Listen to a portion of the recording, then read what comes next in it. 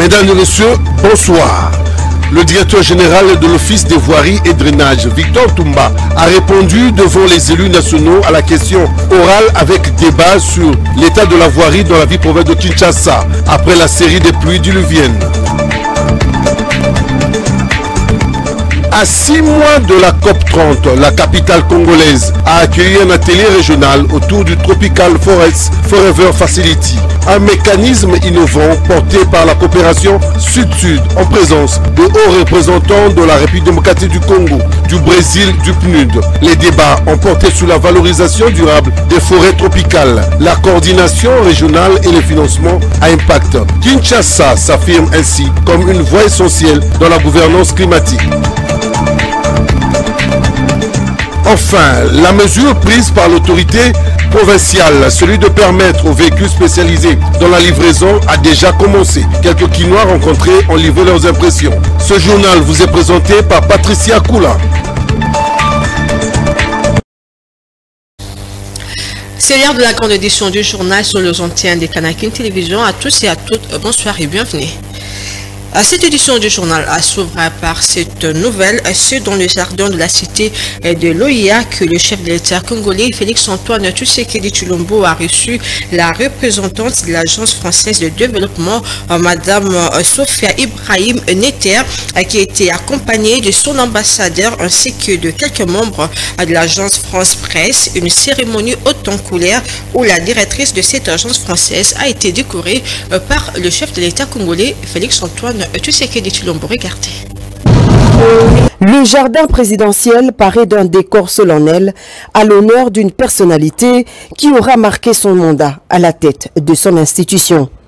Madame Safia Ibrahim Neter, directrice pays de l'Agence française de développement, est arrivée au Mont Galema accompagnée de l'ambassadeur de son pays, la France, et de ses nombreux collaborateurs de l'AFD.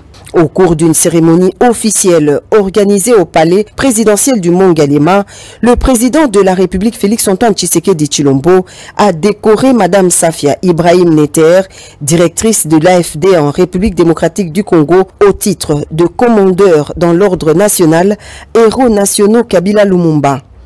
Madame Ibrahim Neter a reçu du président de la République, grand chancelier des ordres nationaux, sa médaille de commandeur dans l'ordre national après lecture publique d'une ordonnance présidentielle. L'ordonnance, lui consacrant ce titre honorifique, présente la directrice de l'AFD RDC comme une actrice de coopération socio-économique ayant rendu des services à impact réel aux Congolais. Dans sa brève allocution, le chef de l'État a rendu hommage à une femme d'exception. Je tiens à vous assurer que la République démocratique du Congo vous considère désormais comme une amie de cœur, une partenaire fidèle et moi je dirais même comme une concitoyenne. Notre pays est et demeurera votre seconde patrie. Vous y serez toujours la bienvenue et nous espérons continuer à bénéficier de votre sagesse, de votre expertise et de votre engagement indéfectible. En effet, sous son leadership à la direction de l'AFD en RDC, de nombreux projets ont été financés par l'AFD au cours des 4 dernières années dans le domaine de l'éducation, de la santé et du développement durable. Émue, Madame Safia Ibrahim a fait part de sa profonde reconnaissance au chef de l'État. Cette décoration n'est pas un privilège personnel, mais la reconnaissance du travail de toute l'équipe de l'AFD, constituée de plusieurs cadres et collaborateurs congolais. Arrivée au terme de son mandat de 4 ans à la tête de l'AFD-RDC, Madame Safia Ibrahim Neter a mobilisé 558 millions d'euros octroyés à fin 2024 pour financer plusieurs projets dans divers domaines. Des projets qui contribuent à la réalisation des objectifs de développement à travers les provinces de... Nous l'avons annoncé au sommaire, le directeur général de l'OVD, Victor Toumba, a répondu devant les élus nationaux à la question orale avec débat sur l'état de la voirie de Kinshasa après la série de pluies diluviennes. Suivez ces récits de Gilles Blemby. Conformément à l'article 178 alinéa 4 du règlement intérieur de l'Assemblée nationale, la journée du mercredi est dédiée aux moyens d'information. Respectueuse des lois la régissant, la Chambre basse du Parlement a examiné le mercredi 21 mai 2025 la question orale avec débat de la députée nationale Dolly Chilombo Kabwenda adressée au directeur général de l'Office de voirie et drainage OVD Victor Ntumba sur l'état de la voirie urbaine de Kinshasa. Après cette question orale avec débat, la députée nationale Dolly Chilombo attend du directeur général de l'OVD des réponses claires sur la problématique de la voirie et drainage des eaux, un sujet de plus capital au vu des inondations récentes à Kinshasa et un peu partout à l'intérieur du pays. Dans ces éléments de réponse, le directeur général de l'OVD peint un tableau péréluisant des voiries de la RDC avec 85% des voiries revêtues de Kinshasa en état de délabrement très avancé. Les problèmes de financement, de l'exécution régulière de la loi de finances, une bonne discipline budgétaire et la transversalité de la question de la voirie, autant de difficultés liées à la bonne exécution de ses prérogatives. Les questions d'une abondance remarquable témoignent du caractère important des voiries pour la population. Entre des appels à la démission et à la transformation de la question orale à l'interpellation, l'intervention tardive de l'OVD dans la réhabilitation des voiries, les détournements de financement des routes, la durée de vie relativement courte des routes réhabilitées, le plan directeur pour la réhabilitation des routes, la politique anti-érosive, les drainages des caniveaux, autant de préoccupations des élus du peuple sur cette problématique importante. Dans les soucis de mieux rencontrer les préoccupations soulevées par les élus du peuple, sur la demande du directeur général de l'OVD Victor Ntumba, un délai de 48 heures lui a été accordé. Bien avant l'examen de cette question, suite à une motion du député Marcel Zouma, la condamnation de l'ancien premier ministre et actuel élu du peuple Matata Pogno par la Cour constitutionnelle de l'affaire Boukangalonzo a été évoquée. Il a été fait au bureau de l'Assemblée nationale la demande de saisir la Cour constitutionnelle pour la surséance de sa décision. Conscient de la frustration manifestée par certains élus nationaux, le speaker de la Chambre basse du Parlement a Dépôt à la Chambre basse du Parlement du rapport de l'enquête effectuée sur les propositions de recrutement, de promotion et de mise en retraite de magistrats de la Cour des comptes. Une fois de plus, on retrouve Gilles Boulembe. Le rapport de l'enquête sur les propositions de recrutement, de promotion et de mise à la retraite de magistrats de la Cour des comptes a été officiellement déposé au président de l'Assemblée nationale Vital Kamerhe le mercredi 21 mai par le bureau de la commission spéciale d'enquête que dirige le député national Ngondan Koi et Alongia Paul Gaspard, institué au cours de la séance plénière du 24 mars 2025. Ce dépôt marque une étape cruciale dans la mission de transparence et d'intégrité au sein du système judiciaire congolais. Cette commission avait pour mission de recueillir les éléments d'information les plus complets susceptibles de permettre à la commission d'enquête de proposer en parfaite connaissance des causes à l'Assemblée plénière les projets d'avis de la Chambre basse du Parlement. Ce rapport, fruit d'une analyse approfondie, a examiné les critères et les procédures supervisant les nominations et les promotions au sein de la Cour des comptes. Le résultat de cette enquête pourrait avoir un impact majeur sur l'efficacité et la crédibilité de cette institution qui joue un rôle essentiel dans la surveillance des finances publiques. Ce rapport sera présenté à la plénière le jeudi 22 mai afin de permettre aux élus nationaux de s'assurer que le processus de recrutement et de promotion respecte des standards rigoureux, contribuera ainsi à une justice équitable et transparente. Tout en prêtant une attention particulière aux droits des magistrats et aux normes d'intégrité qui doivent régir leur profession, il faut noter que la commission d'enquête a auditionné toutes les parties et a bénéficié du concours d'un secrétariat technique composé du personnel politique, administratif et technique de l'Assemblée nationale. Bouclons la nouvelle de l'Assemblée basse par cette nouvelle. Le caucus de députés nationaux de la province des Lualaba a été changé avec le président de la Chambre basse, le professeur Vital Kamerhe, le mercredi 21 mai 2025 autour de difficultés et de la souffrance qu'endurent les fils et filles de cette province, pourtant charnière dans l'exploitation minière du pays. Cette fois-ci, on retrouve Marie Mbongo. Les élus nationaux du Lualaba ont relevé plusieurs points d'incohérence par rapport à ce qui doit revenir de droit à la province du Lualaba pour compenser la destruction environnementale découlant de l'exploitation minière dans cette province. Ils dénoncent l'injustice dans la répartition du fonds Sicomine qui n'accorde rien à la province du Lualaba comme infrastructure routière. Pourtant, elle n'a plus touché par les dégâts environnementaux provoqués par l'exploitation minière à grande échelle qui s'y pratique.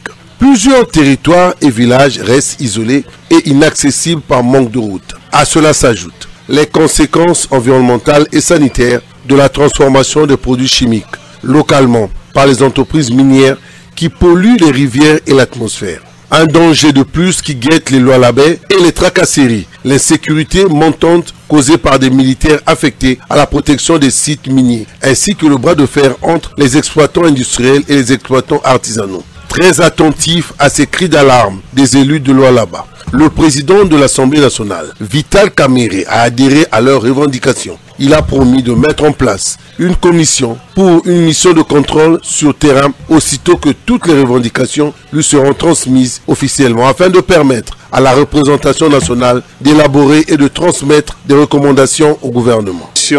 De la RN 39, c'est une question très importante. Vous savez, la RN 39 va jusqu'à Dilolo et au Lualaba, nous avons pratiquement 4 territoires qui en souffrent. Nous avons les territoires de Muchacha, les territoires de Dilolo, les territoires de Sandoa, ainsi que les territoires de Kapanga. Donc nos compatriotes ne savent pas se déplacer facilement.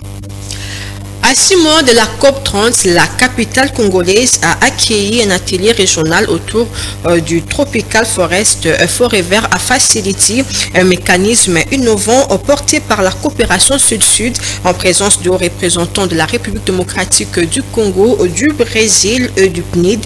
Le débat a porté sur la valorisation durable des forêts tropicales, la coordination régionale et les financements à impact. Kinshasa s'affirme ainsi comme une voie essentielle dans la gouvernance climatique. Prince Yambouy nous en dit plus. La capitale congolaise a accueilli ce mercredi l'atelier régional d'information et d'appropriation du Tropical Forest Forever Facility, un mécanisme innovant destiné à valoriser durablement le forêt tropicale en amont de la COP30 prévue à Belém au Brésil.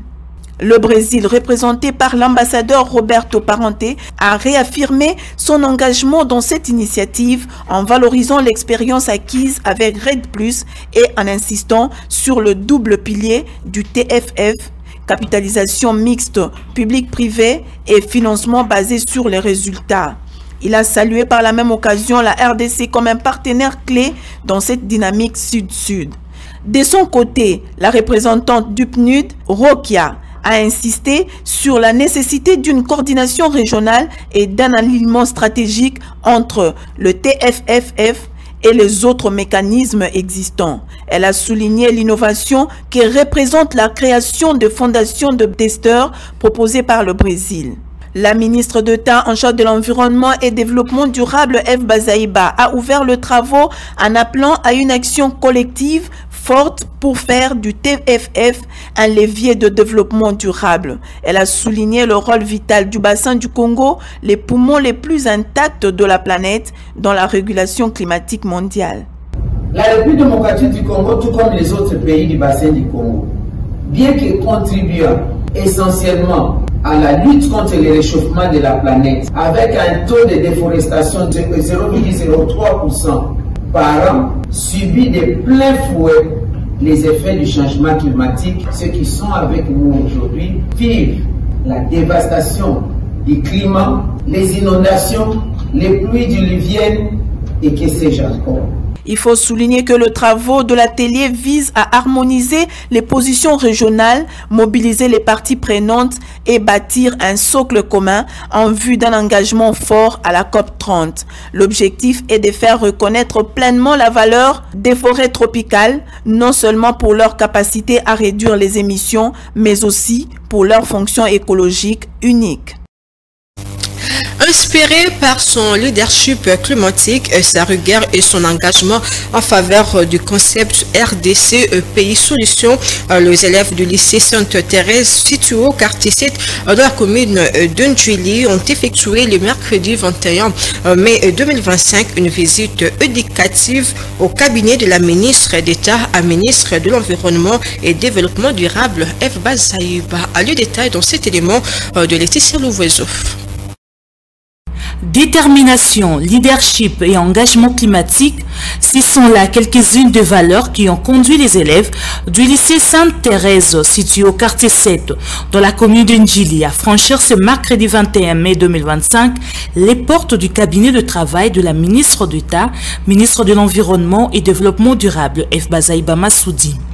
Moment fort de cette visite, la rencontre entre les élèves et la ministre d'État, F. Bazaïba Massoudi, elle-même, dans une ambiance détendue et interactive, la patronne de l'environnement congolais a répondu à une série de questions pertinentes posées par les écoliers portant sur la lutte contre les changements climatiques, les efforts de reboisement, la valorisation des déchets, les concepts RDC Pays Solutions et les initiatives d'assainissement menées par son ministère. Depuis que nous sommes là, nous avons quand même essayé d'augmenter. Les assignations qu'on nous a données au niveau du ministère de l'Environnement, ça fait systématiquement 3 ans, 4 ans que nous dépassons ces assignations de plus de 100% et même de 150%. Dans un geste hautement symbolique, les élèves ont ensuite lu un mémorandum rédigé par leurs soins. À travers ces messages, ils ont loué les efforts de la ministre d'État pour la protection de l'environnement et des écosystèmes de la République démocratique du Congo. Ils l'ont également encouragé à renforcer davantage son action, notamment dans la lutte contre les déchets plastiques, l'hygiène publique et l'éducation environnementale au sein des établissements. Ces face-à-face inspirants a renforcé la motivation des jeunes à s'engager pour la planète, faisant écho à l'objectif global de former une génération écologiquement consciente, active et responsable. Par ces gestes d'ouverture, la ministre d'État, F. Bazaïba Massoudi, réaffirme sa volonté de rapprocher les institutions des citoyens, en particulier de la jeunesse, moteur de la transformation durable de la RDC. Son écoute et son ouverture aux préoccupations des élèves du lycée Sainte-Thérèse illustrent un engagement constant en faveur d'un environnement sain, durable et inclusif. Rendons-nous cette fois-ci au ministère de la Communication et Médias où le ministre Patrick Mouyaya a reçu en audience la coordonnatrice de la mission d'établissement de fait du Haut Commissariat des Nations Unies aux droits de l'homme chargé d'enquêter sur la situation dans les provinces du Nord et du Sud Kivu. Au commentaire de Gilles Boulembe. Au terme de cette rencontre, Madame Marlène Ourcheler a déclaré ce qui suit. Nous sommes au commissariat droits de l'homme et nous avons justement dialogué sur cette crise et sur la situation à l'est du pays. On va se focaliser sur les derniers mois, mais bien sûr il y a beaucoup d'éléments qui sont importants à prendre en considération qui datent d'avant. Nous sommes en train de faire les investigations de tous les côtés sur les violations des droits de l'homme et on va présenter justement le rapport en septembre vers le Conseil des droits de l'homme et entre-temps les investigations sont en cours, on ne peut pas prononcer sur les détails. Pour sa part, le porte-parole du gouvernement de la RDC a souligné la nécessité de garantir à tous les Congolais victimes de différentes violations une véritable justice et a réaffirmé à ses hôtes l'attachement du gouvernement à cet idéal. Cette mission d'établissement de fait s'inscrit dans le cadre de la mise en œuvre de la résolution A/HRC/RES/S-37/1 du Conseil des droits de l'homme adopté le 7 février 2025 lors de sa session extraordinaire. Par cette résolution, le Conseil a demandé au haut-commissaire de mettre en place en urgence une mission d'établissement de fait chargée de produire un rapport couvrant les événements survenus entre janvier 2022 et la date de présentation du rapport complet. À ce stade, les investigations sont toujours en cours et il est donc prématuré de se prononcer sur le fond du dossier. Il convient de souligner que, pour des raisons de sécurité, la mission ne s'est pas encore rendue dans l'est de la RDC. santé. Toutefois, elle s'est déjà déployée dans certains pays frontaliers où des victimes se sont réfugiées et prévoit de poursuivre ses travaux dans d'autres régions de la RDC proches de la zone d'enquête. Outre l'audience avec le ministre de la Communication et Médias, la délégation a également rencontré des représentants de la société civile, d'autres autorités nationales ainsi que de membres des Nations Unies et de la MONUSCO. Dans le secteur de la santé, le docteur Samuel Roger Kamba a pris la parole lors d'un rassemblement avec le Fonds mondial à Genève où il a partagé les défis et les avancées significatives de la République démocratique du Congo dans les domaines de la santé. Plus de détails dans ces reportages de Marie Mbongo. Dans son discours, le ministre a exprimé sa gratitude envers les organisateurs, le Fonds mondial ainsi que la Côte d'Ivoire et l'Afrique du Sud pour leur rôle crucial dans la solution à ces initiatives de santé. La chose que nous avons décidé de faire, c'est de lancer la prise en charge des mamans et des nouveau-nés qui sont des populations pour nous vulnérables. Nous avons, sur la première année, décidé que le gouvernement devait absolument payer lui-même les soins de ses mamans et de ses enfants jusqu'à 1 mois de vie. Et la première année, les 15 premiers mois, nous avons pris en charge 2 millions de mamans gratuitement avec leurs bébés et plus de 50 000 bébés qui ont eu besoin de soins de néonatologie. Il a été démontré que le gouvernement congolais a récemment créé des lois et des règles pour améliorer l'organisation du système de santé et pour orienter les ressources là où elles sont les plus nécessaires. Parallèlement, des programmes de soins essentiels ont été mis en place dans un premier temps, centrés sur la prise en charge des mamans et des nouveau-nés, considérés comme des populations particulièrement vulnérables dans le cadre de la couverture santé universelle. Cela pourra nous permettre effectivement de compenser une partie de retrait des fonds qui viennent de l'extérieur. Et donc, cela pourra nous permettre à terme de lever jusqu'à 1 milliard de dollars. Ça nous permettra de nous asseoir avec les partenaires en disant voici maintenant ce que nous on met sur la table et qu'est-ce que vous voulez faire pour nous. Et ça, c'est une avancée majeure parce que ce système n'existait pas du tout. Président la conférence La crime d'agression à Accra, le vice-ministre de la Justice, maître Samuel Mbemba Kabouya, a dénoncé l'agression dont la République démocratique du Congo est victime depuis plus de 30 ans. Un commentaire de Gilles Boulembi. Sous la vision du président de la République Félix Tshisekedi et la coordination de la première ministre Judith Suminwa Tuluka, le vice-ministre de la Justice et contentieux international, maître Samuel Mbemba Kabouya, a présidé le mardi 20 mai dernier à Accra, au Ghana, à la conférence sur les crimes d'agression. Dans son intervention, maître Samuel Mbemba a souligné que la République démocratique du Congo subit depuis plus de 30 ans une agression manifeste et a causé plus de 13 millions de morts, sans compter les déplacés internes. Nous avons chez nous le cas d'agression avec 13 millions de morts, 7 millions de déplacés internes parce qu'ils chassaient de leur terre.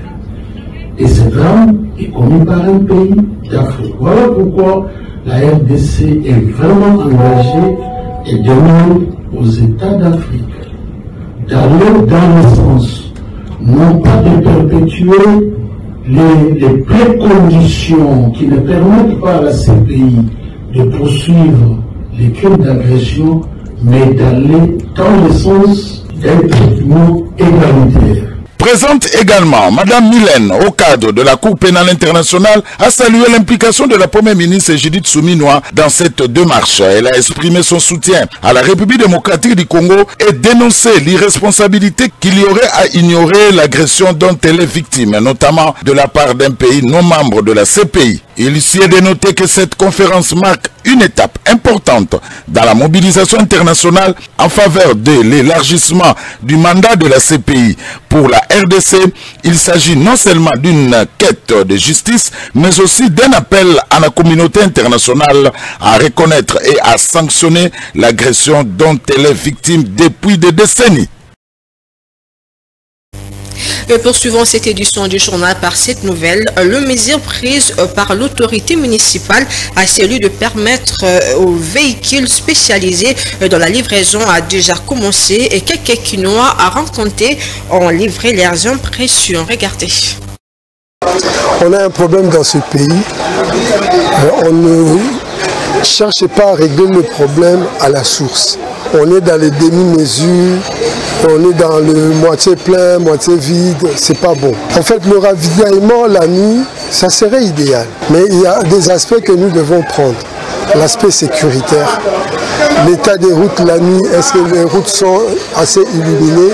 Et quand vous laissez ces camions-là circuler la nuit, nous connaissons, je ne vais pas citer les compagnies ici qui ont fait des ravages la nuit en tuant des gens, je pèse mes mots, en tuant des gens parce que ce n'étaient pas des accidents normaux. Donc je pense que au lieu de réfléchir sur comment juguler ce problème des embouteillages, on est dans les demi-mesures, on est dans des trucs comme ça. Cette décision-là, quelque part, ce n'est pas mauvais. Ce n'est pas mauvais dans ce sens qu'il y a des gros véhicules qui viennent alimenter les bars, les terrasses, les quoi. Quand ils viennent souvent dans des grandes artères, ça crée l'embouteillage. Donc souvent les embouteillages que nous voyons qui se créent dans des longs des artères, des avenues, c'est créé par ces véhicules-là. Et nous avons ce souci-là de voir que la circulation soit fluide, mais quand ça bloque, souvent ce sont les gros véhicules qui stationnent, disons des mauvais stationnements qui créent des embouteillages. Sinon, dans un autre sens, ce n'est pas mauvais. Si seulement on peut tenir à la rigueur. Bon, quant à moi, je pense que c'est bien. C'est bien parce que ce véhicule provoque des embouteillages devant des bars, devant les maisons, devant des lieux publics. Ce n'est pas bien. Autant mieux que ce véhicule-là, qu'on pouvait leur permettre de faire leur travail pendant 22h, 23h. Rendons-nous cette fois-ci dans la province du Congo central, très attendue par la population de Matadi en particulier et de la République démocratique du Congo en général. Les outils pour la modernisation du port de Matadi ont commencé à arriver petit à petit. Un grand bateau transportant le grue moderne a accosté au port de Matadi. Regardez. La société Eiffage a assisté ce samedi 27 mai 2025 à l'accostage du navire contenant le premier lot de matériel pour la rénovation du port de Matadi. Ces navires accostés au bord du fleuve Congo en République démocratique du Congo, à Matadi, dans la province du Congo central, de marque IML Véronica avec plus de 135 mètres de longueur. En cours de déchargement de matériel de qualité et moderne avec des spécialisations. La construction du quai et la réfection du port de Matadi serait un ouf de soulagement. Les nouvelles recrues sont d'origine matadienne, a rassuré M. Willy Kaouti, l'un des entrepreneurs de la société Eiffage. Notons que la société Eiffage est un groupe de construction et de concessions français qui a remporté les contrats pour la rénovation du port de Matadi et l'extension à travers sa filiale Eiffage Génie Civil Marine le 25. L'insalubrité et la mauvais état de route à travers la province ont fait l'objet d'une ronde par nos reporters et correspondants à question de vous montrer le chantier à travailler pour bâtir un Congo meilleur.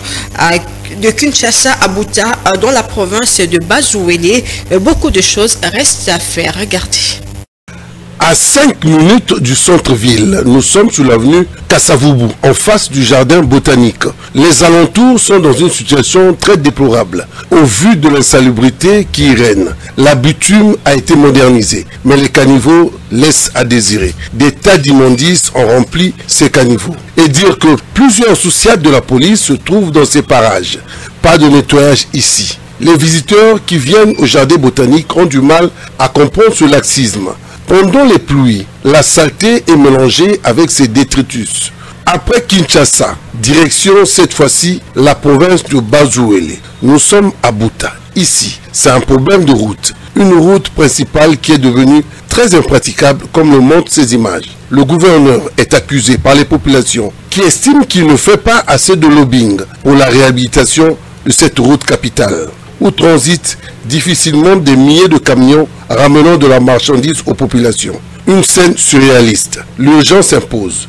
Le Congo a besoin de voir les choses aller dans le sens du développement. Ici, ainsi que dans les autres parties de la République, l'heure est encore à la modernisation. C'est l'essentiel de l'actualité. Grâce à présent, rappel de titre.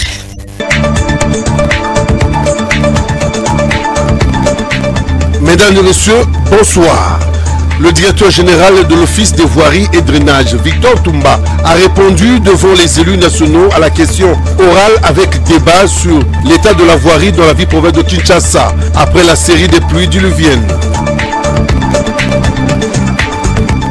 À 6 mois de la COP30, la capitale congolaise a accueilli un atelier régional autour du Tropical Forest Forever Facility, un mécanisme innovant porté par la coopération Sud-Sud en présence de hauts représentants de la République démocratique du Congo, du Brésil, du PNUD.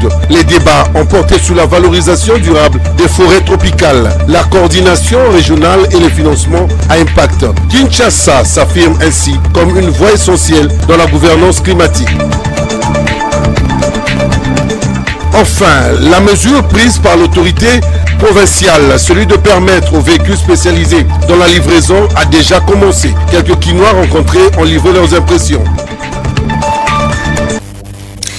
À tous et à toutes, merci pour votre attention soutenue. Merci également à l'équipe technique et rédactionnelle des Kanakin Télévision. Si Dieu nous prête vie, je vous retrouve demain vendredi à la même heure, sur la même chaîne, mais entre-temps, avancez des programmes sur nos antennes. Au revoir.